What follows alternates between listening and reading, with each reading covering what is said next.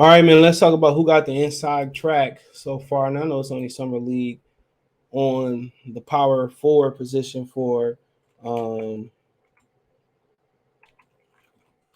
the Detroit Pistons. All right. So there's a hole there. I mean, obviously, when you look at the starting five, some people say, "Will."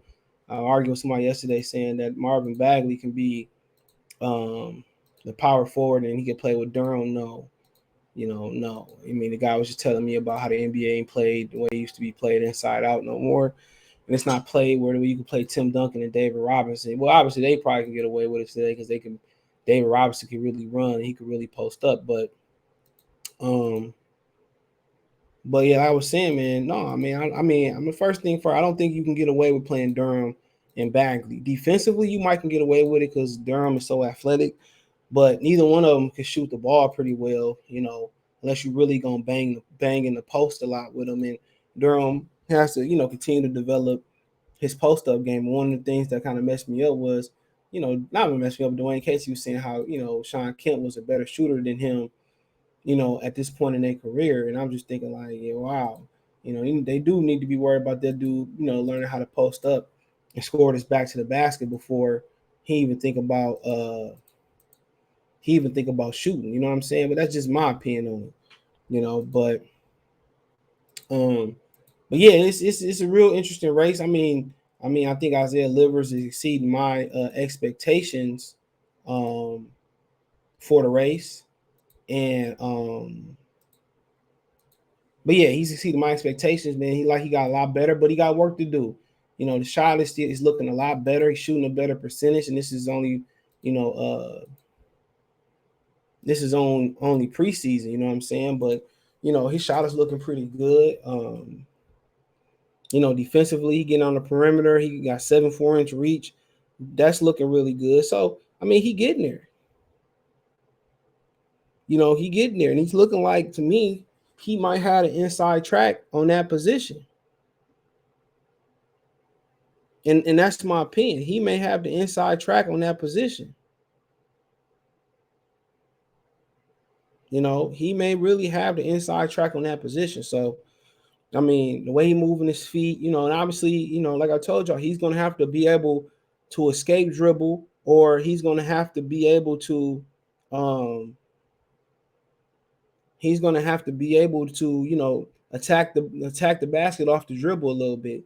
He ain't got to do fancy step back and all that type of stuff, but he's going to have to be able to be a more than a 3-and-D threat. He's gonna have to be able to attack the bucket, pull up for a little 10 to 15 pull up or a little floater. And I already know that he can attack the basket. We know that. So it's just about his evolution. It's about his evolution and how quick he gonna evolve. And as a defender, he gonna have to continue like he in great shape. He leaned out, but he gonna have to show that he gonna have to be able to pick up his feet a little bit more, and then his length is really going to be in the play. So can he defensively? I think for Isaiah Stewart, the idea is to beat Draymond. Obviously he may not be defensive player of the year and all that, but I think defensively that's kind of, I think the whole Draymond template is kind of what we want out of him. Maybe without having the point forward skills and passing and being such a good facilitator. But yeah, being able, if you have to, hit an open shot, which he looks comfortable doing it. Being, if you have to, pump fake attack, and maybe you can occasionally kick or pump fake and pull up, pump fake attack, pump fake and hit the floater. So I think honestly he may really have an inside track on that position right now. And he's a hard worker. And one thing about it, you're gonna get rebounding from him. So now he's starting to space the floor. And like I talk about in their first preseason game by Trailblazers with the Trailblazers, he's going to have to run that baseline and learn to cut a lot better and not watch the basketball and always look to chuck the ball up. That's just little things you're talking about. Just seeing when, somebody might drive and you're going to have Cade and Ivy out there. So you're going to have to keep your head on a swivel. You're going to have to cut the baseline. You're going to have to, be ready to, just do little cuts, be ready to, they're going to close out on you for the three, be able to, pump fake, dribble, get to a little 10 to 15 spot, pull up, hit a jumper, or pump fake and drive to the basket and hit a floater. So it's just, building on top of that game, man. But talking about Isaiah Livers, he's another dude, which, he don't look too, shorter than Isaiah Stewart in this picture. Obviously, it's a picture. He looks a lot taller than him, but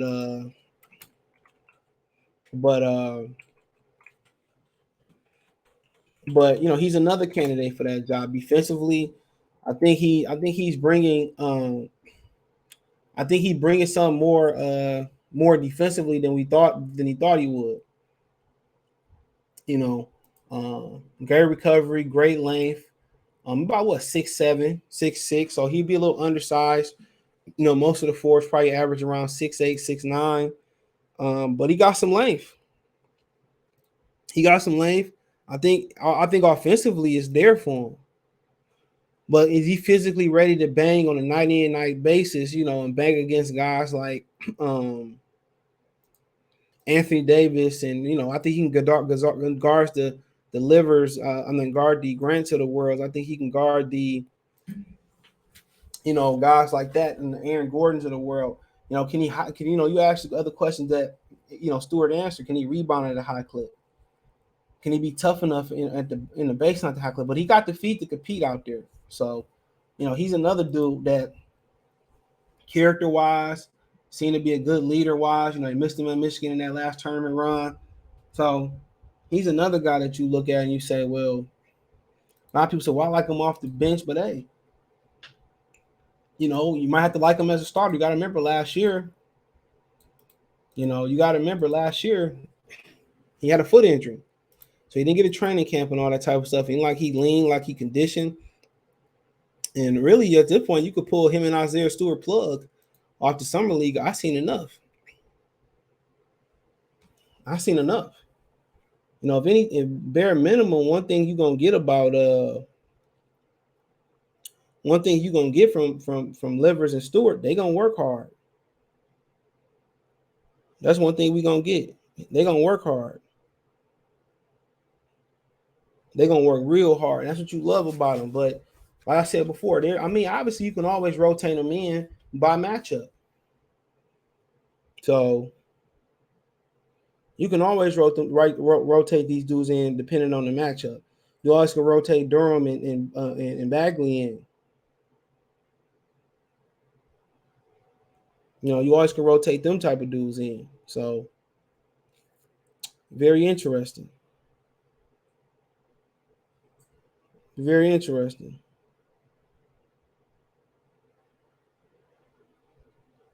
But yeah, them two dudes. I think they right there for the job. Now, I'll say I was arguing with somebody talking about Bagley and Durham can play together. I just defensively Durham can make it work, but offensively, like I said before, you really gonna have to put a lineup with shooters out there. You talking about a lineup with what? Kay Cunningham, Sadiq Bey, um, Alec Burke. It's gonna have to be a lineup, something like that. Isaiah Livers. It's gonna have to be a lineup with a lot of shooters. And that's one thing the Pistons, sure could continue to add is another shooter. Duncan Robinson bag is a little expensive right now. Kelly Olynyk would definitely have to be involved in that deal. But yeah, they can add another shooter. If you're gonna go Bagley, Durham, you got to add another shooter. You know what I'm saying? Somebody like Duncan Robinson, or some other guy that can stretch the floor. So, but I don't really see that working, and I don't really see Durham or Bagley being a four. I see them dudes actually being the five. That's why I see them. I see them playing that. I see them playing the five. So yeah, I see them playing the five. Yeah, I see them playing the five, man. That's why I just see him as Bagley. Can you get away with playing the four? Yeah, we play teams that's probably gonna match up like 80 or Dwight Howard used to, or if there's somebody gonna go big like that, Andre Drummond, Nikola Vujovic in Chicago, yeah, you can get away with that. But I just see them both being fives. I see Olynyk being a little bit more stretchy. A lot of people talking about get away with Olynyk, and I'm like, why? Olynyk is the only five that you got that's gonna stretch the floor. At least to the trade deadline, hold on to him to at least get a little bit more valuable. You know what I'm saying?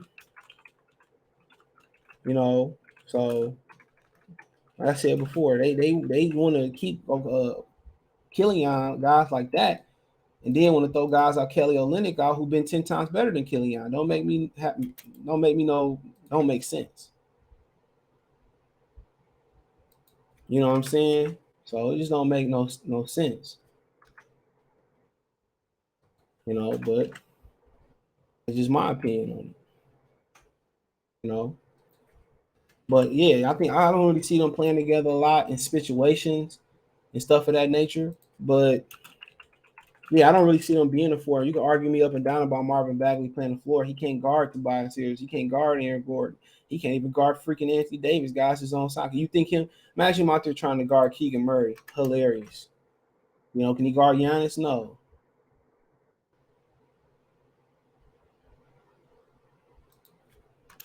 You know. You know. So no. Durham could, but offensively he don't. You know.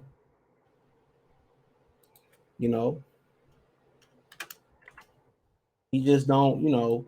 Offensively had a package yet. If he could stretch the floor a little bit or something like that, cool. He can post up a little better, something like. But Bagley, he just gonna have to be, he just gonna have to, get better at defending the rim. That's it. He gonna get better. If he get better at defending the rim, I can live with the deficiencies with not staying in front of guys on the perimeter. You can live with it. And also, they got to get better in their. They have to get better in their exploitation of him. Exploiting you know what he can do offensively against teams that they can't hang Jermaine offensively with him. You know, so there's some guys out there like can't really gonna go small ball. The first thing we're gonna do is we're gonna go punish you, and Bagley can punish you in the post. That's what he do. That's what he do. He can punish you in the post. You know,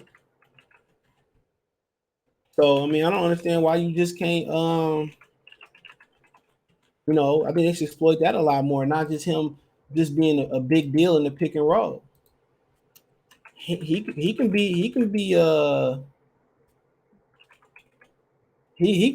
really be a 20 and 10 guy if he stay healthy. And that's just shooting in the post. But Jalen Durham, he gotta earn his spot out there. In my opinion, he gotta earn his spot, and I think he will. And I think eventually he will supplant Marvin Bagley. I think it's inevitable if he keep trending the way he trend. I think it's inevitable. So but yeah, then also you got the opportunity of adding a Markieff Morris. You got an opportunity of of uh of adding somebody else via trade as well too. I think Kelly Olynyk offensively he can play the four a little bit, but defensively he's just as big as deficiency as a bigger liability as or as big a liability as Kelly as Marvin Bagley out there, if not bigger. So I mean that's just something else that we just got to continue to look at too. Olynyk got the feet offensive, but defensively it ain't there. It ain't there. So Jalen Durham is the future at the five. Marvin Bagley is the future is the now at the five, and that could change right off the rip. Um, it could change immediately, honestly. Um, so yeah, that could change immediately if we being real. But I just think the forward position, realistically, I think the forward position really boils down to Stewart, Livers, bringing somebody else in, and those are the guys who gonna compete for that position, I believe. They go out there and they try to put out they go out there and they try to put out Bagley out there at the four, they gonna get exposed. So remember you got a young offensive front, you got a very young offensive backcourt, young front, young wing. So defensively you're gonna need an eraser back there, but old boy gonna have to stay out of foul trouble, and Durham and Bagley gonna have to step it up defensively. So you need to be working on that. But I just think Durham is eventually gonna be the future. Obviously, he's gonna be the now at five at some point. Um, yeah, he's gonna be the now at the five some point, and really nothing Bagley can do about it. But try to accommodate and try to be a better at the four. But He ain't no four. The game ain't Ralph Sampson, Keem Olajuwon no more. That's just not the way the game is being played no more. So, I mean, it's going to be very interesting to see kind of how, um, it's going to be very interesting how it's actually played. If we being real, it's going to be very interesting. Very interesting. But, in my opinion, I think it's Stewart's job to lose right now. I really do. I just think he's made a lot of improvements. Um, I think he's made a lot of improvements just looking at him in summer league, and when that translate over to real playoff games, I mean real NBA games and preseason games and NBA games and training camp, I think it might. I think it might. If it don't, then you always got Bagley, Lennox, Nerlens Noel. You got a plethora of guys. You not at this point the Lions are not married to a particular lineup.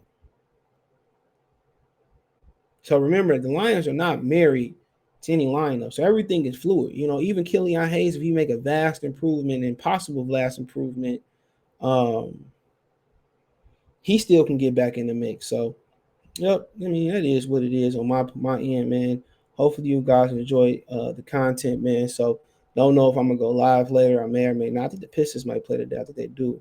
But yeah, I'm gonna have a live video coming pretty soon, man. So make sure you check out the link tree. Find me on Spotify, Anchor, rate me on Spotify. More support I get there. I open up Apple, Amazon Music, and all that type of stuff. Um, but yeah, you can support me on Twitter, Facebook, Instagram. If you have a business question, inquiry, sponsor, video request, we do stream on Facebook sometimes, so you can check that out. We do stream on Twitter all the time. You can check that out. So appreciate you, man. If you want to reach out for a question or something, I'm all ears to get back to you at my earliest convenience. But but yeah, that is what it is on that point. So check out Detroit Piston Talk playlist. You can donate, Cash App, $ CJ Good 313, Venmo CJ Good 313, roll at the bottom of the screen, PayPal link description, all that's in the link tree. Um, but that's about it, man. Appreciate y'all. Don't forget, you can check out my main channel right here on YouTube, and that's Goodfella TV for more sports, music, entertainment. But yep, it's Goodfella Sports TV. Peace.